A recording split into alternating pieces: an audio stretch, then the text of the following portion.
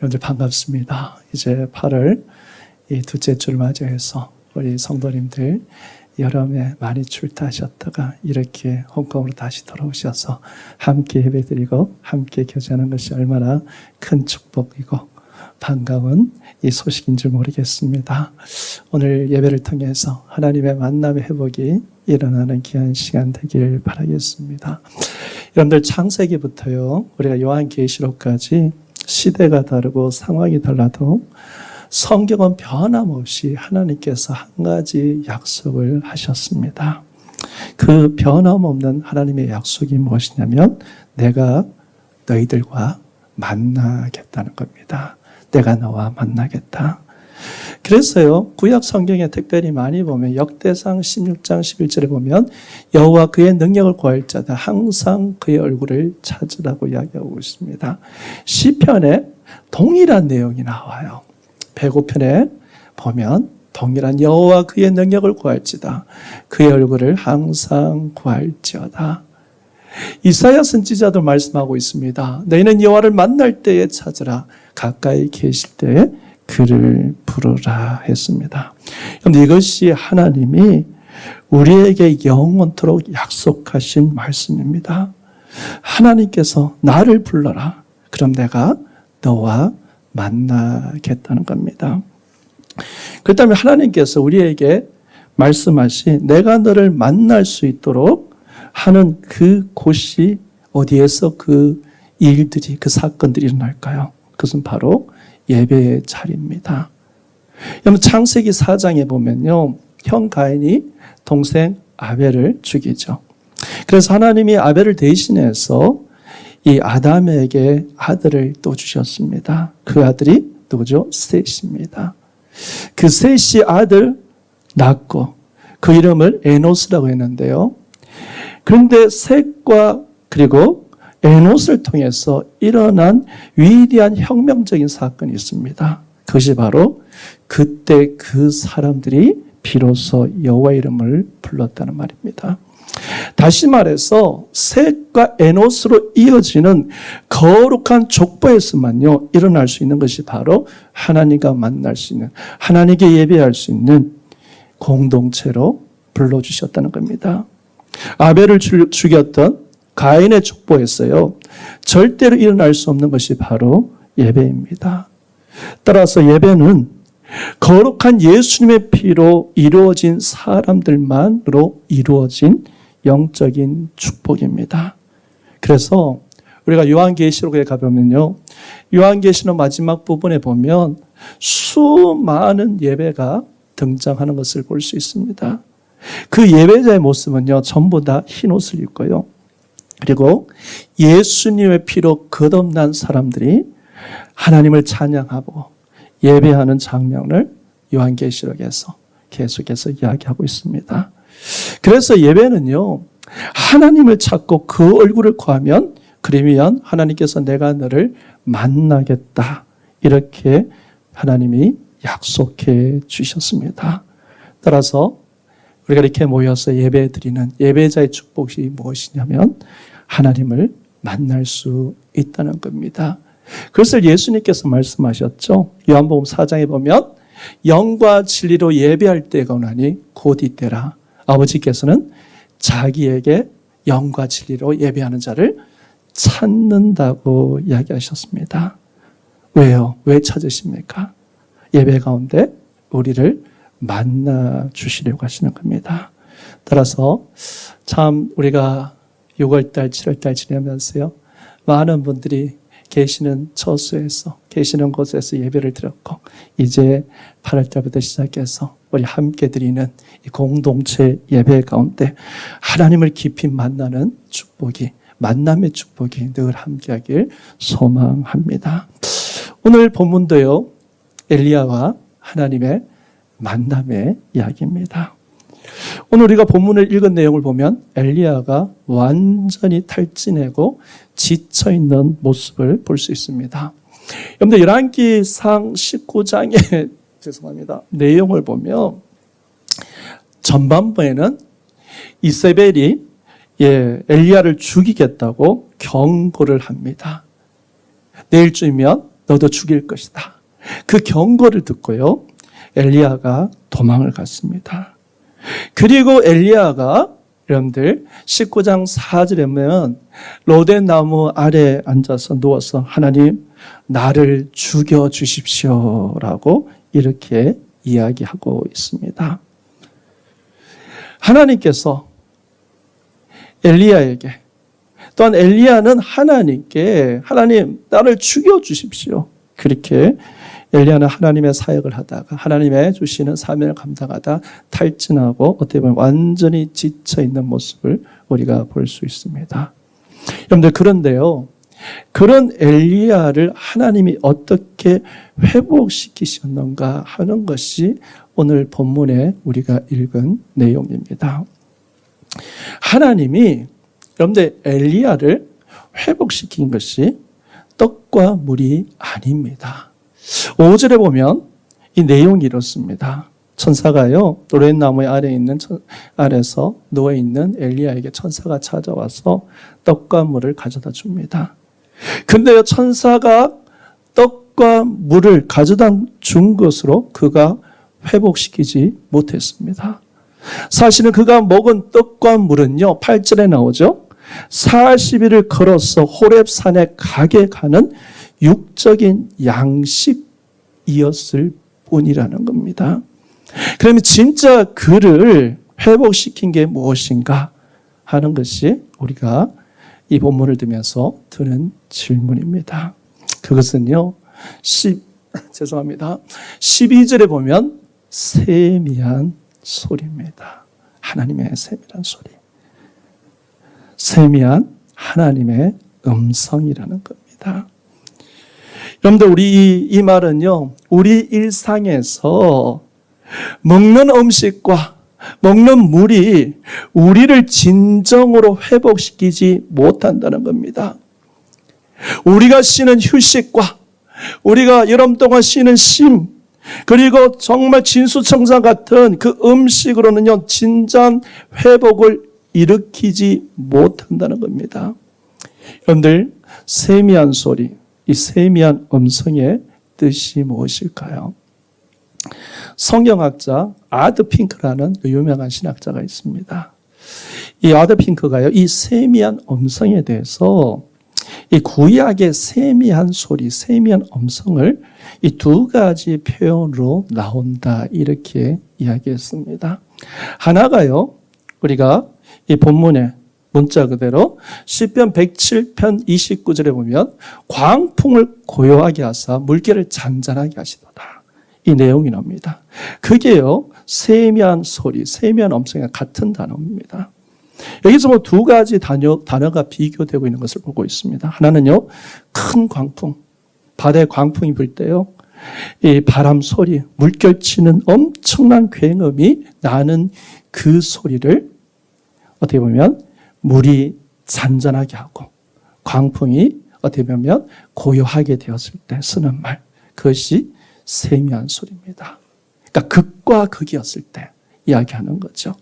문자 그대로요, 하나님이 지진 가운데, 불 가운데가 아니라 하나님께서 고요하게 잔잔하게 평안한 소리로 엘리야에게 찾아오셔서 말씀하셨다는 겁니다. 이게 어떻게 보면 문자 그대로의 해석입니다.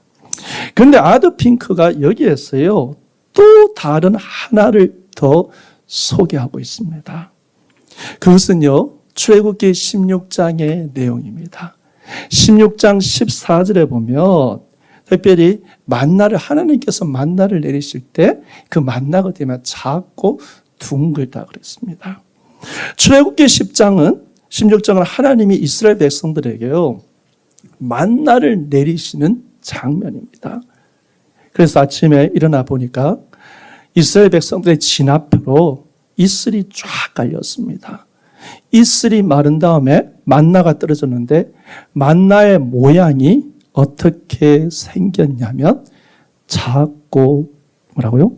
둥글다, 이렇게 이야기하고 있습니다. 이 작고 둥글다는 이 이야기가 세미한 소리와 같은 원어, 같은 말입니다. 다시 말해서 하나님이 광야에서 지쳐서 걷고 있는 이스라엘 백성들에게 매일 만나를 주셔서 광야에서 지치지 않고 40년 동안 살아갈 수 있도록 양식을 공급하신 것처럼 지금 하나님이 지금 엘리야에게 회복시키는 방법이 바로 세미한 음성으로 돌봐주셨다는 것입니다. 여러분들, 육적인 음식으로요, 육적인 물과 음식은요, 우리를 진정으로 회복시키지 못합니다. 여러분, 우리가 천사가 준 물과 음식을 먹고, 여러분들, 우리가 나가야 될 곳은 어디냐면 세미한 음성을 듣는 호렙산이라는 겁니다. 그런데 천사가 준 떡과 물을 마시고 하나님의 세미한 음성을 듣는 호렙산에 가지 못한다면, 여러분들, 예수님의 말씀처럼 육에서 난 것은 뭐라고요? 육일 뿐이라고 이야기하고 있습니다. 육에서 난 것은 영을 회복시키지 못한다는 겁니다. 여러분들, 엘리야를 회복시킨 것은요, 떡과 물이 아니라는 겁니다. 그를 걷게 해서 하나님의 산에 오르게 하는 힘이 바로 떡과 물이었습니다. 따라서 양식을 먹고 배불러서 떡과 물 쉼을 통해서 내가 회복됐겠지, 이것에 머물러 있고 만족하는 것은 어리석은 사람이라는 겁니다. 요한복음 6장 27절에 보면 예수님이 이렇게 이야기하셨죠. 예수님은요, 세상에 썩어질 양식을 위하여 뭐라고요? 일하지 말고 뭐라고요? 영생하도록 있는 양식을 위해서 일하라고 하시면서 그 다음 말씀이 이 양식은 뭐라고 했습니까? 인자가 준다고 말씀하셨습니다. 여러분들, 예수님은요, 생명의 떡이라고 자신을 이야기하시면서 만나에 비유해서 말씀하셨죠. 자신에게 오는 자는 결코 줄이지 않고 자신을 믿는 자에게는 뭐라고요? 영원히 뭐라고요? 목마르지 아니할 것이라고 이야기했습니다. 광야에서 만나를 먹었던 우리 조상들은 다 죽었지만 하늘에서 내려온 신령한 이 떡을 먹는 자에게는 뭐라고요? 죽지 않는다. 영생을 이야기하고 있는 겁니다. 여러분들, 예수님의 이 말씀처럼 지쳐버린 엘리야를 회복시킨 것은 떡과 물이 아닙니다. 하나님의 산에서 들려오는 세미한 음성, 이 세밀한 소리가 그의 영혼을 회복시키고 그의 영혼을 새롭게 했다는 겁니다. 따라서요, 우리가 예배의 만남, 하나님의 만남은 한 번의 사건으로 끝나는 것이 아닙니다. 우리의 삶 속에서 계속해서 일어나야 되는 연속적인 사건이 무엇인가? 예배라는 겁니다. 예배. 그래서요, 하나님과 만남이 일어나는 그 현장이 바로 예배라는 겁니다. 그래서 하나님이 엘리야에게 하여금 호렙산에 와서 세밀한 음성을 통해서 그를 완전히 회복시키는 모습을 우리가 볼 수 있다는 겁니다. 그래서 여러분들, 참된 하나님의 만남 없이는요, 인간은 진정한 회복이 없습니다. 인간은 늘 공허합니다. 떡 먹고 물 마시고 그것으로는요, 만족할 수가 없습니다. 살아가는 세상의 것으로는요, 만족할 수 없는 것이 인간입니다. 그래서 인간은요, 늘 공허한 것입니다. 하나님과의 만남이 없이는 인간은 절대 만족할 수 없다는 겁니다. 여러분들, 그래서 우리가 하나님을 만나는, 이렇게 모여서 만나서 예배하고 하나님을 만나는 것이 얼마나 중요한지를 우리에게 오늘 본문을 통해서 이야기하고 있습니다. 여러분들, 삶 가운데 세밀한 소리, 세밀한 음성, 임마누엘 되셔서 우리가 함께 하시는 예수 그리스도를 통해서, 그 예수를 통해서 우리가 예배를 통해서 만남으로 말미암아 하나님께서 약속하신 영원히 목마르지 않고 영원히 죽지 않은 그런 회복이 우리 삶 가운데 늘 펼쳐지길 원합니다. 그 다음에 생각해 볼 것은요, 또 다른 또 하나의 만남입니다. 오늘 본문은 하나님과 엘리야의 만남 이렇게 이야기하고 있습니다. 그 안에서 또 하나님은요, 또 다른 만남을 이루게 하십니다. 그것이 바로 사람과의 만남이라는 겁니다. 사람의 만남. 이렇게 우리 성도님들 다시 홍콩에서 만나게 되니까 너무 반갑습니다. 반가워요. 하나님께서 지쳐버린 엘리야를 누구를 만나게 해주시면서 하나님께서 어떻게 하셨냐면 한 사람을 세우고 한 사람을 만나게 하셨다는 겁니다. 여러분들, 엘리야가 가지고 있는 영적인 약점, 영적인 연약함이 하나 있습니다. 오늘 본문에 등장하고 있죠. 그 엘리야의 약점이 무엇일까요? 그 엘리야의 약점을 하나님께서는 만남을 통해서, 사람과의 만남을 통해서 해결하셨습니다. 엘리야의 영적 약점은요, 외로움이었습니다. 외로움. 혼자밖에 없다는 외로움. 여러분들, 외로움을 어떻게 정의하시겠습니까? 외로움. 여러분들, 홍콩에 살아가는, 홍콩에 우리 교포 이민자로 살아가는 사람은 참 외롭습니다. 홍콩 이민 생활의 어떻게 보면 하나의 특징 중에 하나는 사람의 관계가 그렇게 쉽지 않다는 겁니다. 그리고 또 하나는요, 그 관계가 한번 삐걱거리거나 한번 관계가 어긋나면요, 다시 회복하기 어려운 것이 어떻게 보면 이민자의 삶의 모습입니다. 그렇다면 이 외로움이란 무엇일까요? 외로움. 아브라함 링컨 대통령이요, 남북전쟁 때 썼던 편지 하나가 발견됐는데, 그 편지가 남북전쟁 때 썼던 편지입니다. 이렇게 써 있습니다. 죄송합니다. 나는 이 세상에서 가장 비참한 인생이 되었습니다. 만일 내가 느끼는 이 감정을 이 지구상의 다른 사람도 느낄 수 있다면 세상에서 한 사람도 기쁜 얼굴을 하고 있을 사람이 없을 겁니다. 이래서 사는 게 너무 힘듭니다. 차라리 죽는 게 더 나을 수 있을 것 같습니다. 그런데 이게요, 우리가 존경하는 위대한 대통령인 아브라함 링컨의 편지였습니다. 해리 트루먼 대통령이 미국의 34대 대통령이죠. 이런 말을 했습니다. 미국 대통령의 이 자리는 세상에서 가장 외로운 자리이다. 특별히 뭔가 결정할 때는 나는 너무 외롭다, 이렇게 이야기했습니다. 그런데 이 사람들 옆에 사람들이 없었을까요? 주의 사람들, 천모들이 없었을까요? 여러분들, 외로움이 뭐냐면 사람이 없어서 오는 게 아니에요. 사람이 많은 데서 오는 게 바로 외로움입니다.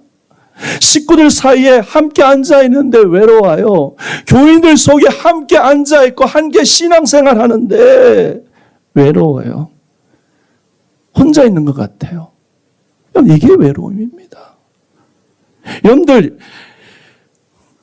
죄송합니다. 엘리야의 외로움은 엘리야의 자신이 한 말에서 우리가 찾을 수 있습니다. 엘리야는 이렇게 말합니다. 10절에 어떻게 하죠? 오직 뭐라고요? 누구요? 나만 남았다. 14절에도 이야기합니다. 오직 나만 남았다. 여러분들, 엘리야가 하나님을 만날 때마다 하는 말이, 하나님, 나만 남았습니다. 하나님, 다 죽고 나만 남았습니다. 나만 남았습니다. 여러분들, 이것이 외로움입니다. 온 세상을 다 봐도요, 여러분들, 나 혼자밖에 없는 것 같습니다. 그럼 우리가 질문해야 될 부분입니다. 엘리야의 외로움에 대한 하나님의 응답이 무엇일까? 그것은 바로 엘리사라는 겁니다. 그래서 하나님께서 엘리야에게 엘리사를 소개하는 것을 우리가 오늘 본문을 통해서 볼 수 있습니다. 그런데 여러분들, 중요한 것은요, 하나님께서 엘리사를 소개하기 전에 하나님이 그 앞에 2명을 먼저 언급하셨습니다. 성경을 읽어보면요, 죄송합니다. 15절 16절에 보면 한 사람은 누구죠? 하사엘입니다. 아람의 다음 왕이 될 하사엘을 만나서 기름을 부으라고 이야기하고, 또 16절 앞부분은요, 또 한 사람 누구죠? 예후입니다. 예후는 누구죠? 앞으로 이스라엘 왕이 될 사람이라는 겁니다. 그리고 이 둘 뒤에 하나님께서는 어떻게 해요? 16절 후반부에 또 아벨 무훌라 사바스의 아들 엘리사에게 기름을 부어 너를 대신하여 선지자가 되게 하라, 이렇게 했습니다. 그러면 왜, 우리가 질문해요. 왜 하나님께서 엘리사의 이야기를 하면서 그 앞에 2 사람의 이야기를 먼저 하셨을까요? 여러분 궁금하지 않으세요? 여러분, 우리가 만남 중에 사람을 만나서 외로움을 해결할 수 있는 사람이 있는가 하면은, 어떤 사람을 만나서는요, 어떤 하나님의 주신 사역의 사명에, 어떻게 보면 사역의 대상자가 있다는 겁니다. 하사엘은요, 엘리야의 외로움을 해결할 사람이 아니었습니다. 예후도 엘리야의 외로움을 해결해 줄 사람이 아니었습니다. 그들은요, 사역의 대상자였습니다. 그러나 엘리사는 엘리야의 외로움을 해결할 수 있는 사람이라는 겁니다. 여러분들, 하나님은 혼자 남았음이라고 주장하는 엘리야를 위해서 내가 홀로 있는 것이 아니라고, 내가 바알에게 무릎 꿇지 않는 너 같은 정신과 신앙을 갖고 있는 그 7,000명의 사람 중에 그 첫 번째 사람인 엘리사를 소개하고 있는 겁니다. 다시 말해서요, 혼자라고 주장하는 엘리야에게 내가 혼자가 아니라는 사람이라는 알려주시기 위해서 엘리사를 엘리야에게 소개하고 있습니다. 여러분들, 엘리사가요, 하나님이 엘리야를 위해서 준비해 주셨다는 사실을 우리가 오늘 본문을 통해서 한 가지를 발견할 수 있습니다. 그것이 뭐냐면, 그가 사는 지역 아벨 무홀라라는 겁니다. 아벨 무홀라는 지역입니다. 그런데 아벨 무홀라라는 그 당시의 지명이죠. 지명의 이름은, 뜻은 뭐냐면 춤추는 장소입니다. 춤추는 장소. 아벨 무홀라 지역은요, 요단강 계곡에 있는 어떻게 보면 비옥한 지역에서 포도 농사가 잘 되는 지역입니다. 포도 농사가 잘 되어서, 포도 농사 잘 되면 얼마 되죠? 술을 만들고요. 사람들이 술을 먹고 춤을 추는 지역이 바로 이 아벨 무홀라 지역이라는 겁니다. 지붕으로 말하면 일종이에요. 여러분들, 유흥가 지역이라는 거예요. 마치 도박이라면 마카오처럼요, 돈이 움직이고 사람이 술을 마시고 사람이 춤을 추는 그 장소가 이스라엘의 아벨 무홀라 지역입니다.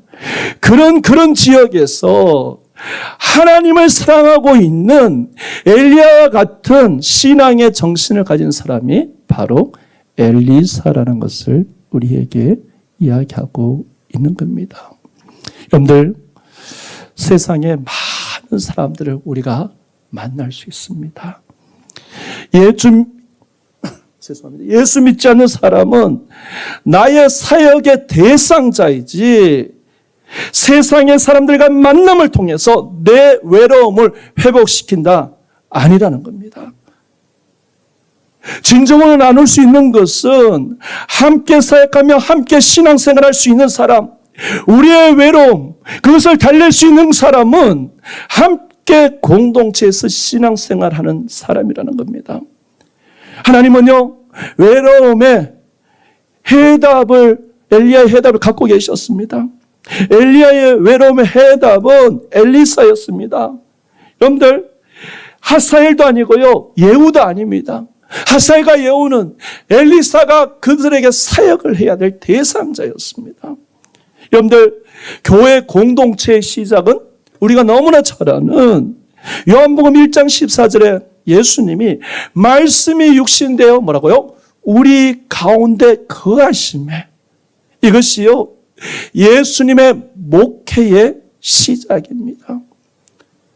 그래서 여러분, 우리가 성육신이 되셨다는 그 개념은요, 하나님이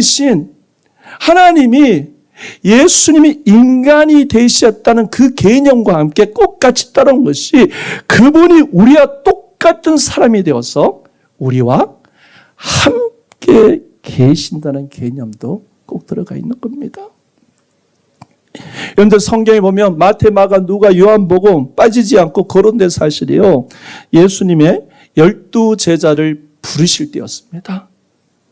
예수님이 12제자를 부르시면서 부르신 목적에 대해서 제일 먼저 소개하는 것은 뭐냐면, 이는 자기와 함께 뭐라고요? 있게 하시고, 여기서 가장 중심되는 이 말씀이 뭐냐면 자기와 함께 있기 위해서입니다. 예수님은 제자를 함께 있기 위해서 제자를 먼저 뽑으셨다는 겁니다. 여러분, 사도행전 1장에 보면 가룟 유다가 어떻게 했습니까? 죽고 나서 가룟 유다를 대신할 사도를 다시 뽑을 때 베드로가 일어났어요. 사도들 중에 사도를 다시 뽑을 때 사도를 뽑아야 되는 조건 하나를 이야기했습니다. 사도행전 1장 22절에 보면 이렇게 합니다. 항상 우리와 함께 다니는 사람 중에 하나를 세워 우리와 더불어 예수께서 부활하신 청혼할 사람이 되어야 하리라, 이렇게 이야기하고 있습니다. 여기서 두 가지의 단어입니다. 항상 우리와 함께 해야 된다는, 그리고 우리와 더불어 있었던, 더불어 함께 있는, 이 말이 베드로가 말하는 제자의 조건이라는 겁니다. 예수님이 세우신 공동체 교회는요, 예수님의 십자가와 부활에 동참한 항상 함께하는 사람이 바로 교회 공동체고 예수님의 공동체입니다. 따라서 교회 공동체는요, 힘들 때나 어려울 때나 함께하는 사람이라는 겁니다. 예수님의 십자가를 믿고 부활을 믿는, 그리고 어떻게 보면 옆에 있는 신앙인들이 여러분들에게, 엘리야에게 엘리사를 주셨듯이 여러분들에게 함께한 공동체로 서로를 위로하고 축복하고 사랑하는 교제의 사람으로 세우셨다는 겁니다.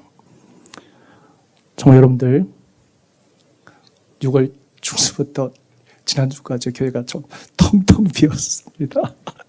이렇게 일부 예배 말이 나오시니까 너무 기뻐요. 너무 좋아요. 8월달이 되어서 우리 성도들 복귀하시는 이 모습들, 여러분들 하나님과, 죄송합니다, 여러분들 함께 신앙생활하는 것이 얼마나 축복이고 얼마나 큰 은혜인지 모르겠습니까? 우리 집사님들과 우리 권사님들과 우리 모든 성도님들과 함께 동역하고 사역할 수 있다는 것이 얼마나 기쁨이고 감사인지 모르겠습니다. 여러분들, 하나님께서 이제 우리가 잘 쉬고 잘 먹고 이렇게 위로받고 끝나는 것이 아니라, 이제 호렙산에 와서 우리가 해야 될 것은 하나님의 음성을, 하나님의 교제를 매일 들음으로 말미암아 나누는 마마 회복이 나갑니다. 그리고 우리가 살아가면서요, 외롭지 않을 때가 없습니다. 외로울 때가 많죠. 그 외로움에 대한 해결은 뭔가? 하나님이 공동체 사람을 또한 만나게 하신다는 것입니다. 여러분들, 세상에서 만난 사람으로요 외로움이 해결되지 않습니다. 그리스도 안에서 만나게 한 사람이 그런 외로움을 해결해 줄 수 있다는 겁니다. 따라서 여러분들, 하나님께서 우리에게 불러주신 이 주님의 공동체를 귀하게 여기십시오. 하나님은요, 사람에게 답을 주셨습니다. 우리가 잘 아는 대로 나오미 아시잖아요. 룻기에 나오는 나오미에 보면 모든 것을 잃어버리고 다시 베들레헴으로 돌아왔을 때 나오미가 고향 사람들에게 하는 말이, 내가 나갈 때는 풍족했는데 어떻게 해요? 돌아올 때는 빈손으로 왔다. 이렇게 나오미가 고백할 때 나오미에게 몰랐던 한 가지의 사실이 있습니다. 나오미가 나는 모든 것을 잃어버렸다고 고백할 때 하나님은요, 나오미에게 모든 것을 회복할 수 있는 순교된 축복을 두셨다는 것입니다. 그것이 누구입니까? 나오미의 며느리 롯입니다. 따라서 나오미가 모든 것을 잃어버렸다 말할 때 하나님은요, 롯을 통하여서 나오미의 상실한 모든 것을 회복하실 계획을 가지고 계셨다는 겁니다. 여러분들, 하나님은 우리를 향한 계획을 갖고 계시기 때문에요. 여러분들, 정말 인생이 신비로운 것은요, 우리가 하나님을 만남을 통해서 하나님의 놀라운 일들, 신비 계획들이 드러나게 됩니다. 따라서 하나님은 우리를 만나기를 원하시고 우리를 만나시는 분이십니다. 또한 하나님은요, 우리를 통해 사람을 만나게 하십니다. 이 만남을 통해서 내 혼자가 아니다. 나 외롭게 신앙생활하는 거 아니다.